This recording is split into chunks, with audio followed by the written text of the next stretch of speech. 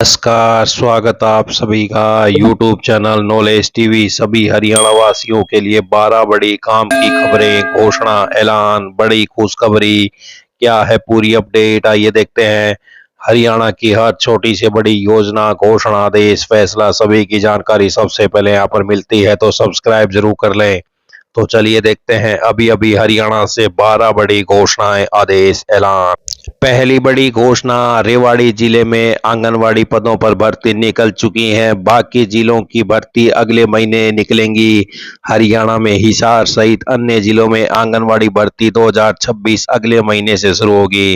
केवल महिला उम्मीदवार उसमें आवेदन कर सकती हैं। संबंधित गांव वार्ड की स्थानीय निवासी होना आवश्यक होगा। योग्यता वर्कर के लिए 12वीं पास होगी, हेल्पर के लिए 10वीं पास।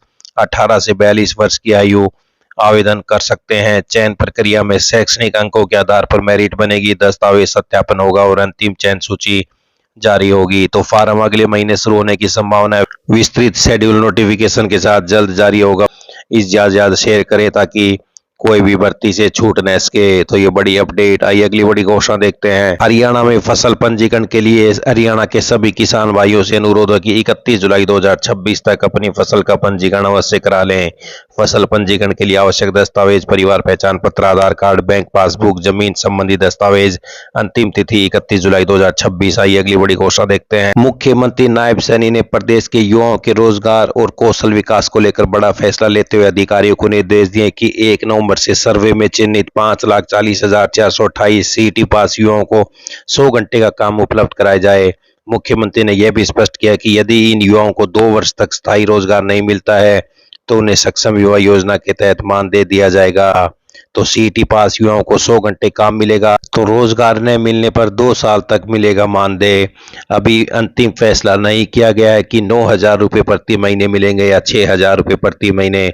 जल्द इस पर फैसला लिया जाएगा। सक्षम युवा योजना के तहत राशि जारी की जाएगी। आइए अगली बड़ी घोषणा देखते हैं। हरियाणा पुलिस के हजारों कर्मचारियों को तबादला नीति में बड़ी राहत मिली है। अब आपसी सहमति यानी म्यूचुअल ट्रांसफर से होने वाले तबादलों में नियुक्ति के बाद 3 वर्ष की न्यूनतम सेवा अवधि पूरी करना जरूरी नहीं होगा।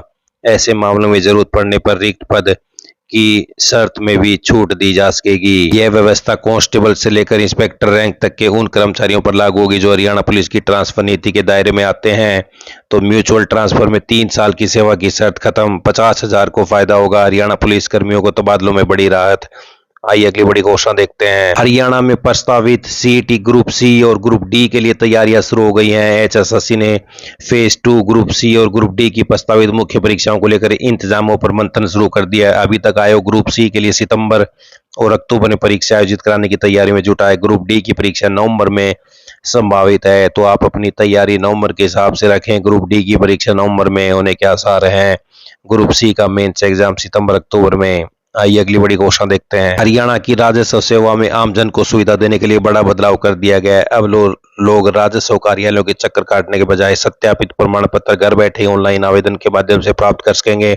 नई व्यवस्था के तहत ऑनलाइन शुल्क देकर जमाबंदी, इंतकाल, फर्द-बदर, पंजीकृत सेल डीड की डिजिटल सत्यापित कॉपी मिलेगी। राजस्व एवं आपदा प्रबंधन विभाग की आयुक्त ने कहा कि रेवेन्यू हरियाणा पोर्टल के माध्यम से सत्यापित प्रमाण पत्र लोगों को मिल सकेंगे। आवेदक one time password, OTP authentication के माध्यम से अपने पंजीकृत मोबाइल नंबर से पोर्टल पर लॉगिन करके आवश्यक दस्तावेज ऑनलाइन जमा कराएंगे। इसके बाद जिला, तहसील और गांव का ब्यौरा दर्ज कराएंगे। आवेदन की यूनिक आईडी बनेगी। इसी आईडी को सत्यापन के लिए संबंधित पटवारी या राजस्व अधिकारी के पास भेजा जाएगा। आवेदन को मंजूरी मिलते ही निर्धारित शुल्क ऑनलाइन जमा करते ही सत्यापित प्रमाण पत्र आवेदक के डैशबोर्ड पर आ जाएगा। तो ये बड़ी अपडेट।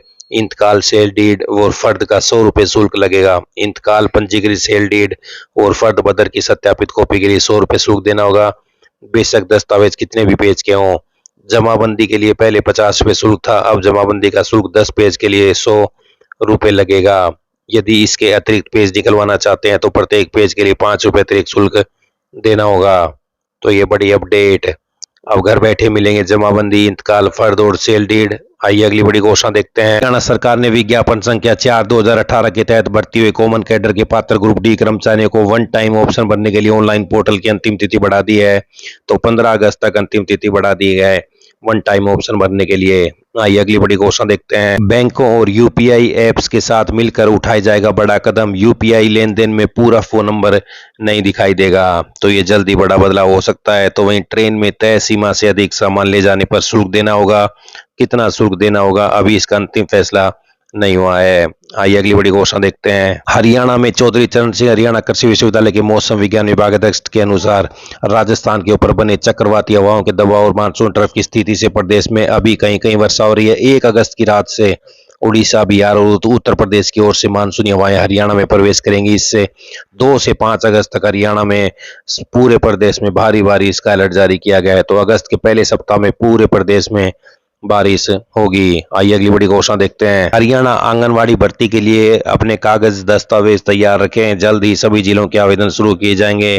तो भरा हुआ आवेदन फार्म, 10वीं की मार्कशीट और प्रमाण पत्र, 12वीं की मार्कशीट, वर्कर पद के लिए ग्रेजुएशन, पोस्ट ग्रेजुएशन की डिग्री, यदि अतिरिक्त अंक का दावा कर रहे हैं तो आधार कार्ड, परिवार पहचान पत्र, निवास प्रमाण पत्र, संबंधित ग्राम पंचायत वार्ड का निवास प्रमाण, जाति प्रमाण पत्र, अनुभव प्रमाण पत्र, विधवा तलाकशुदा प्रमाण पत्र, पासपोर्ट साइज फोटो और हस्ताक्षर।